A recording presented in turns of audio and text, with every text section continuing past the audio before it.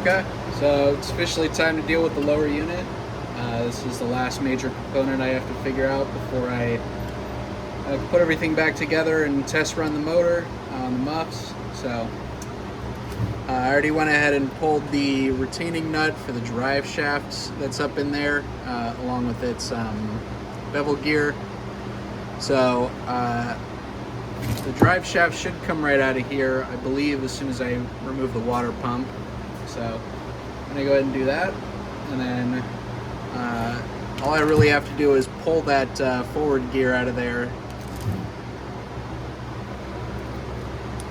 Let me see, can you see? Oh, there we go. Yeah, so I just have to pull that forward gear out of there so I can put the new shift cam in, and then get everything put back together, cleaned up, re-oiled, and then we should be good to go here. So there is that nut sitting down in there.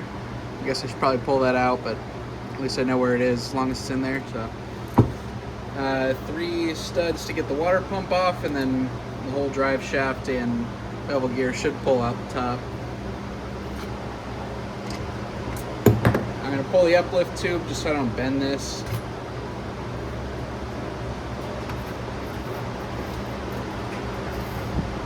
And it's looking real oily in there, so fresh pair of gloves.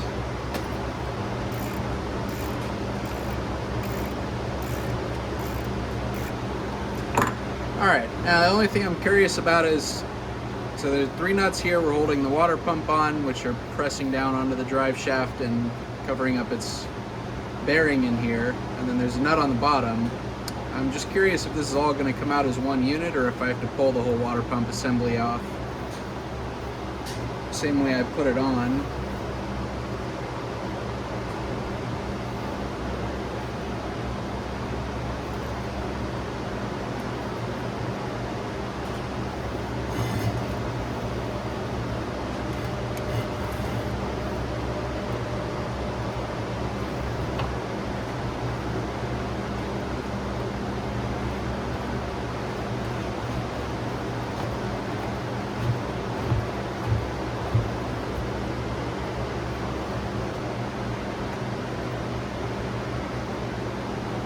What I don't want to do is tear up those nice new gaskets I put down in here. Alright, so there's the pump housing. Everything looks fairly interesting.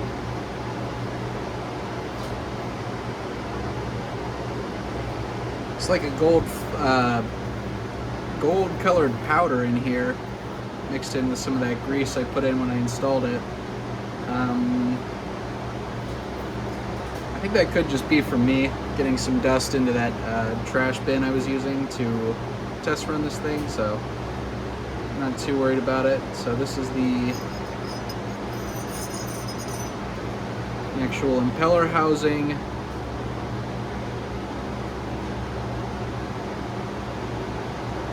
Well, that's very interesting. It's come a little bit bent up in here. I don't know. I'm wondering if this maybe sucked something up. It's a little bit concerning. Let's see, the impeller should slide up over that key that's in there retaining it. Oh, I know what so there's a brass retainer in the impeller here. That's sort of shredding itself up. Probably on this. I don't know what to make of that. I know I installed it correctly. So there's a retaining flap in there. This is supposed to ride in. Huh.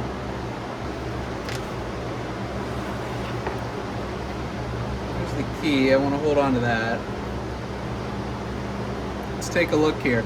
I really wasn't expecting to see any damage here. I just installed this, so that's a little bit of a bummer. Everything else looks good. Yeah, you could just see how the top of this, the inner bushing here was sort of wearing in. The impeller itself looks fine, I guess. Boy, I don't know. That's weird.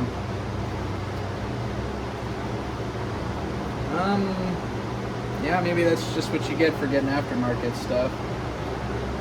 can see where the top of this has been now rubbing on the drive shaft.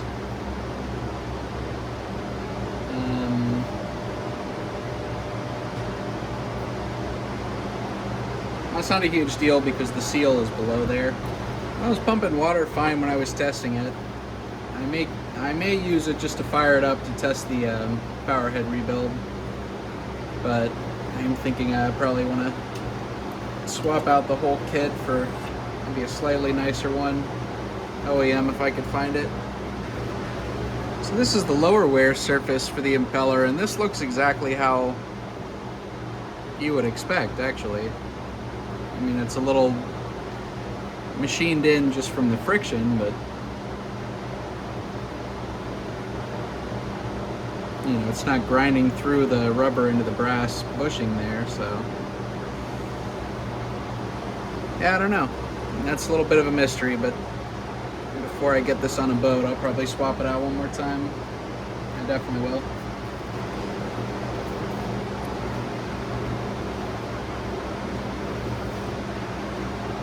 There's the drive shaft seal. Oh wow. I don't know if you can see that, but the drive shaft seal is already cracked on this thing. Yeah, I'm really glad I didn't get any other cheap no-name parts for the motor. Yeah, I guess if you gotta replace your whole water pump, make sure it's a brand name, because the Chinese stuff is very bad indeed. The good news is, here goes my drive shaft. So yeah, you can get a good idea of that water stained, nice milky oil in here. The bearing looks to be in serviceable condition. Alright, that's the drive shaft out. Looks like it came out with the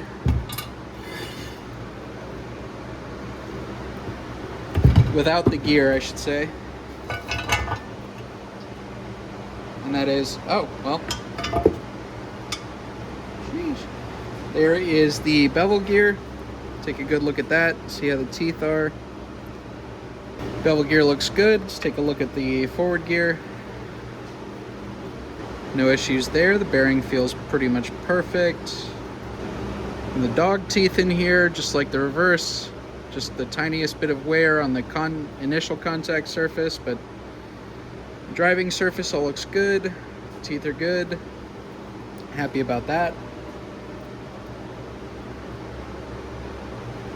Oh, and what do you know? So there is the drive shaft retainer nut. And here is that pesky reversing cam. Let's take a look in here, see if there's anything else I gotta pull out.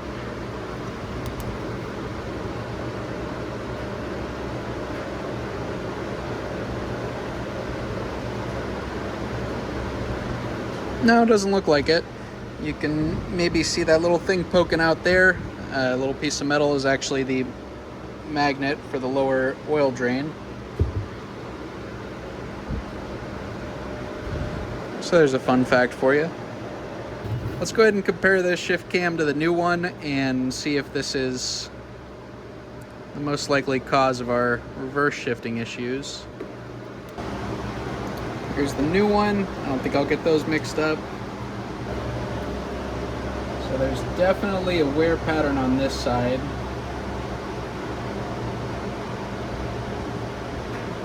And these sit in the lower unit like that. Clicks into the shift shaft like this. So I believe this notch is neutral. This is forward because it allows the detent spring all the way back into forward gear, and then up and over this hump is going to be reverse.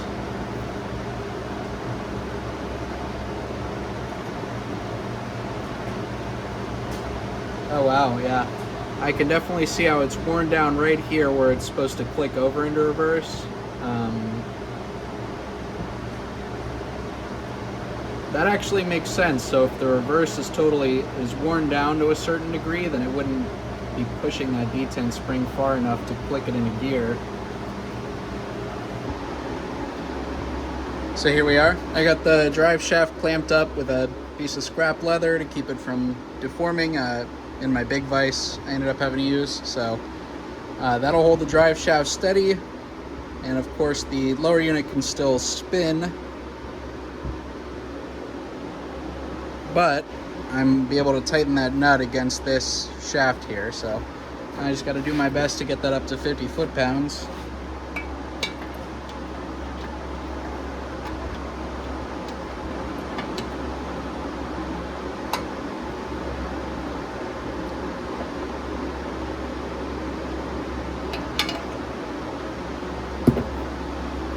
Alright, I got it pretty tight, going even tight, so I just gotta see what the odds of me getting this torque wrench in there are.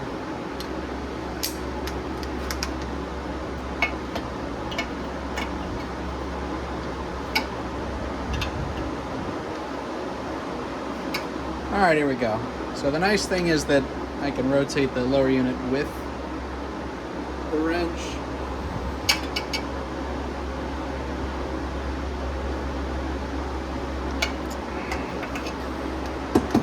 Except that causes the shaft to slip in the vise here. I don't want to deform the shaft at all. Let's see what I can do. Alright, I'm right up on it, but I do want to get this one to spec, because obviously if that nut comes loose, that's probably the whole lower unit right there gone.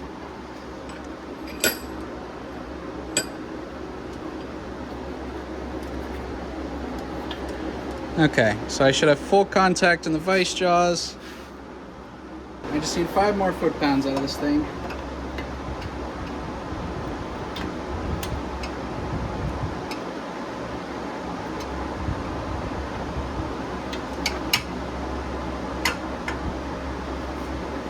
Here we go.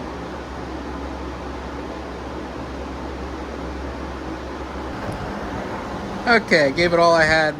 I swear I saw 50 on the wrench, so I'm gonna go ahead and call that installed.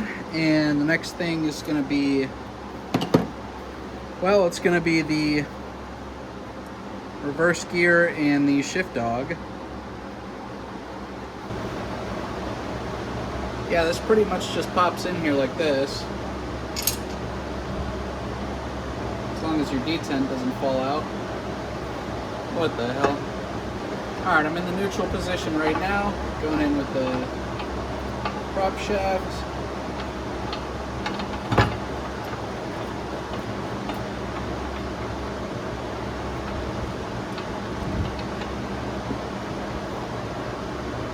And well, actually that's about lined up, so next thing is going to be the reverse gear, but this gets put into this bearing carrier that I repaired, so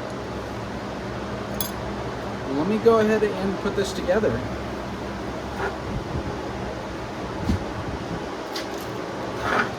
Got a brand new prop shaft seal. It goes in there like that, and then this needle bearing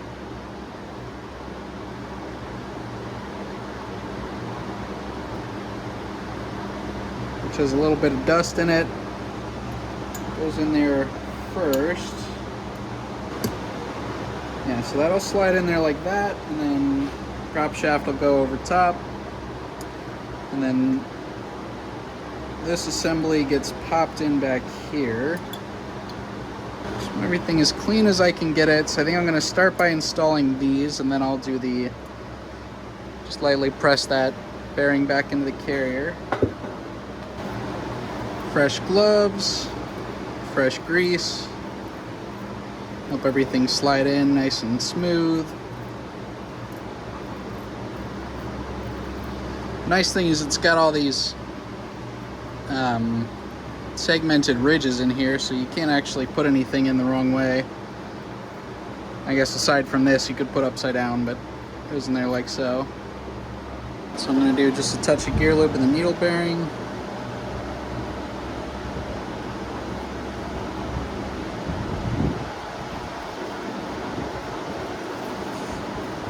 ahead and grease up the exterior.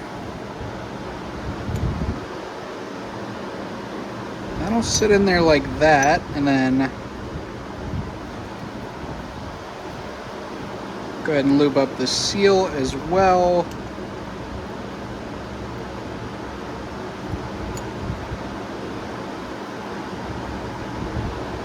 So you should be able to just press it all in as one.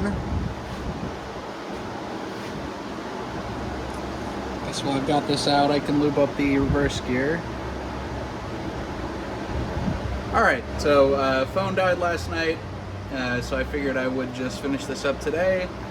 I did test fit the bearing carrier one more time with the gear installed. Everything looked good there. I'm really happy with the way this repair turned out. It sits in there perfectly snug, and I can tell that it's seating down all the way. So all that's left to do is to install the prop shaft in here and press it in. So I do have to put this on the prop shaft before I install it. I'm just checking down inside to make sure there's no debris on that needle bearing. And I would say that looks good. It is just going to slide over here, but that new prop shaft seal is pretty tight. Alright, well, it was easier than the first time I tried it. Now I do have to seat it so this gear comes all the way down onto this flange on the shaft here.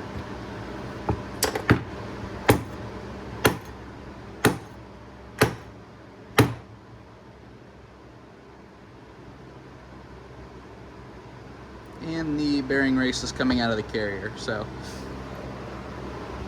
yeah, this does not want to go down very easily just because that brand new prop shaft seal is really tight around the shaft. So I'm going to use this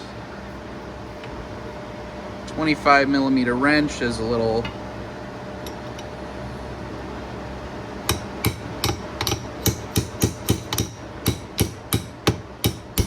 punching surface.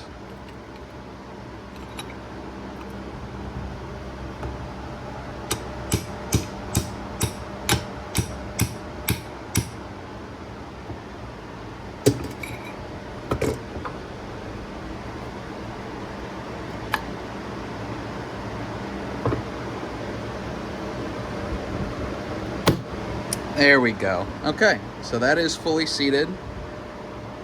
The seal feels nice and tight around the shaft. Install the cam follower, and then I should be able to press this whole unit up into the lower. So let me wipe this off. I think if I was being wise about this, I probably would have just got a new cam follower as well, just to really be sure that I'm not going to have any shifting issues. But to be honest, I didn't know it just popped out of here like this. So, yeah, when I tested it last night, the shifting felt good. Much better than it was before, so I think it's probably fine. And as long as I keep an eye on it, it should be all right.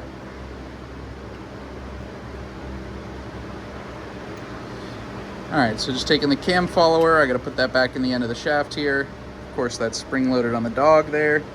I got the key in here, and there's a slot on the bottom of the lower unit. Slot on the bottom of the housing there, so I just have to slide this whole thing in, not drop my cam follower, and make sure that this bearing carrier doesn't push up on the shaft as it's going in.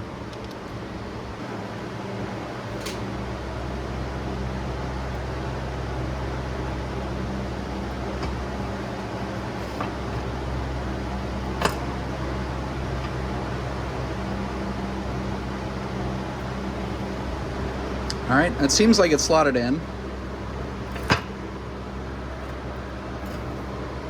So I'm just gonna rotate the shaft here, the drive shaft. It's in neutral right now. And I did check up, you can look through the exhaust shaft just to see where that bearing carrier sits, and that looks good. Let's see if I can get that on camera. There's just a little bit of a lip hanging out past the lower unit housing, so that's perfect.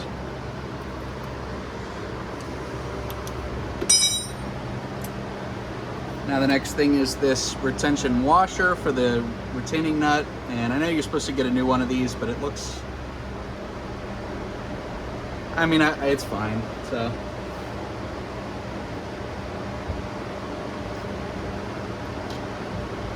Alright, so now I just got to install this new plastic retainer nut. I did accidentally break one of the teeth off last night trying to test fit it. I probably should just have the correct tool to screw this in, but it goes all the way down just using a screwdriver to tap it in. I just have to be careful not to hit it a little too hard like I did there. So this is the top side. So I am doing this the hack way because the right size tool for this is such an old Gearcase model. It's another one of those things, it's like, just seems to be unnecessarily rare and expensive, so.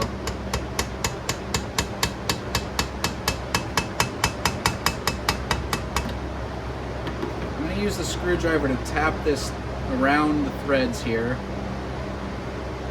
And I think as long as I get it up snug to the point that the carrier doesn't have any ability to move back and forth, that should be good enough, because that locking washer behind it will prevent this from backing out.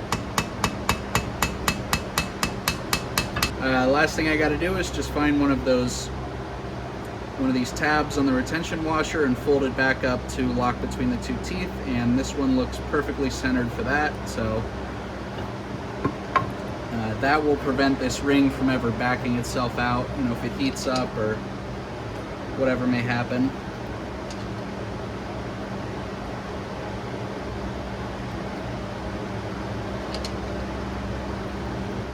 So now here's fingers crossed that everything is going to shift correctly. Okay, it's in forward right now.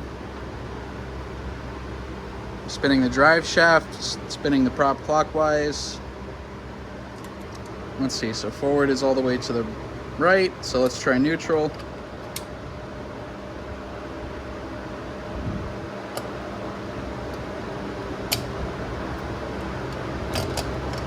Trying to get a grip on here without damaging those splines any more than they already are.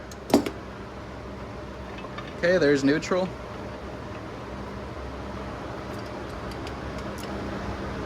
Now here's the one I'm worried about, reverse. So that would have just put pressure on this. Let's try going, oh, would you look at that? We got counterclockwise on the prop shaft. And it feels smooth. It doesn't feel like it wants to pop out or anything. I can rotate the drive shaft through the prop shaft. All right, that's huge. That cam is still sitting over here. So this right here, that's the culprit. But anyway, it's working great now, so.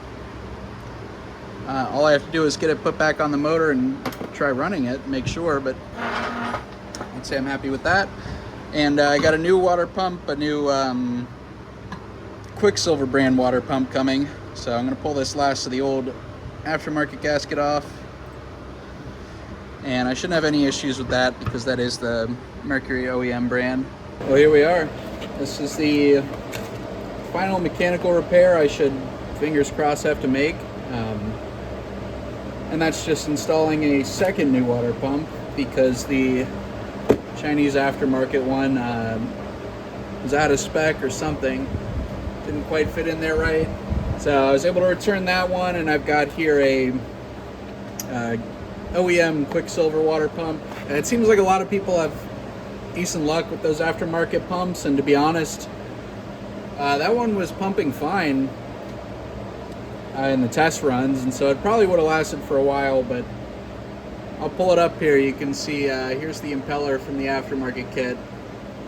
That's the side that's not damaged. You can see the rubber comes over this inner bushing. On this side it was grinding against the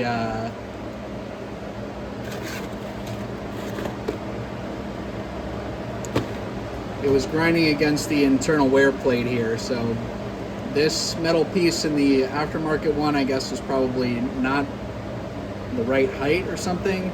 I'm sure they put those together with, you know, parts from kits that apply to a whole range of motors. So anyway, you might have luck, you might not, but I just bit the bullet and got the correct OEM one, and yeah, it should last me plenty long. This came with all the parts I'm going to need: O-ring, paper gaskets, and some extra oil drain plug gaskets, though I do have new ones in here. I probably mentioned that a while ago.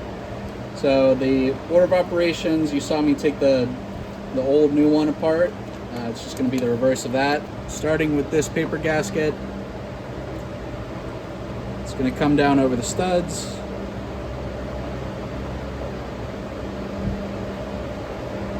And next up is going to be the drive shaft oil seal and the base of the pump housing. And this has these metal alignment pins here. They face up so that the upper portion of the housing can locate itself on there. And the last thing I have to do here is there's an O-ring that goes in here and seals this unit against the inner surface of the drive shaft bearing, the bearing housing. So I'm just carefully sliding this down the shaft and going to line it up with the stud holes here.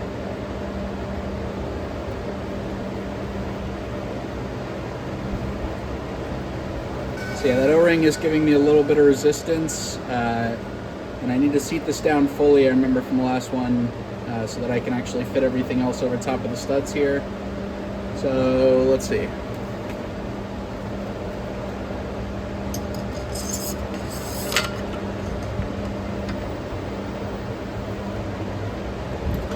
So I'm just kind of going around, tighten these all up with even pressure to not put any weird torques on either of those seals.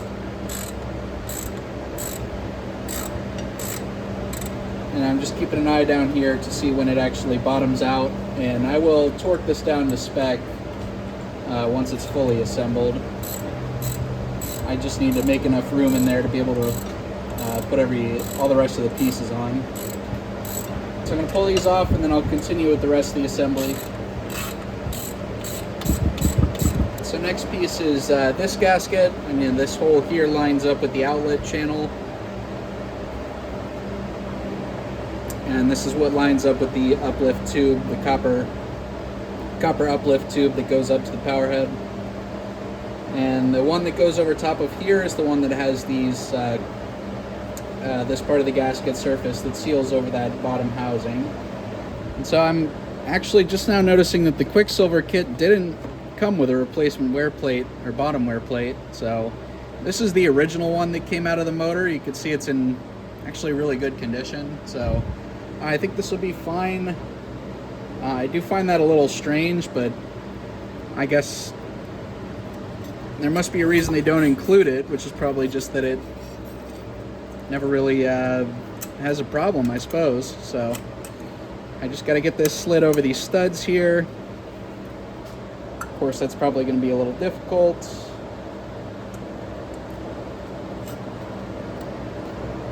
Alright, so that just sits down in there like that, and then actually there's another gasket that goes over top of this, which is this one with the entire center cutout for the impeller to ride between.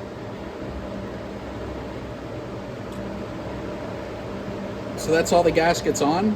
All I have to do is install the impeller with the shaft key and put the upper housing over top of it and torque it down to spec. So I'm just going to rotate this up so that way this doesn't fall down. And I think I'm going to use a bit of grease to hold this in place and also help lubricate the impeller bushing when I press it down over top of here.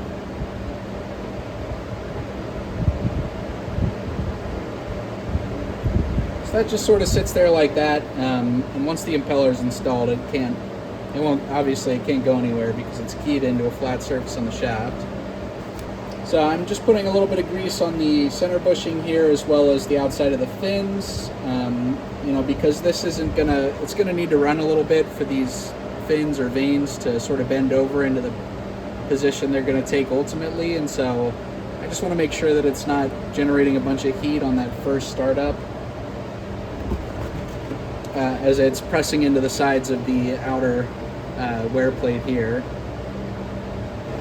Well, I will say that the vanes on the Quicksilver impeller are much stiffer than the ones on the aftermarket, so that already is telling me that, you know, you're getting what you pay for in one way or another. All right, there we go. I don't know if I got that on camera, but if you just kind of get your finger in there and push and rotate, all those vanes seem to fall into the correct position. So now I just got to rotate this around until, oh man, that's in there actually. All right, so I just have to rotate the drive shaft until the key lines up with where that notch is, and I should be able to press this in one go here. So yeah, the shaft rotates clockwise, which means that this is coming counterclockwise in this orientation, and so all those vanes are in the dragging orientation, which is what you want. All right, just gonna apply some downward pressure and kind of tweak the shaft here until I get everything lined up. The good news is it won't go on until everything is lined up, so I can't actually install this part incorrectly.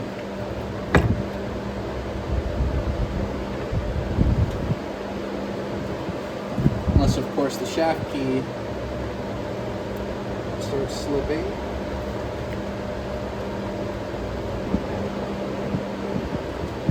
All right, I got it. So I just gotta push this down.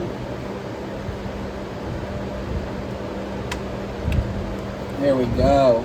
Okay, and that is now spinning the impeller.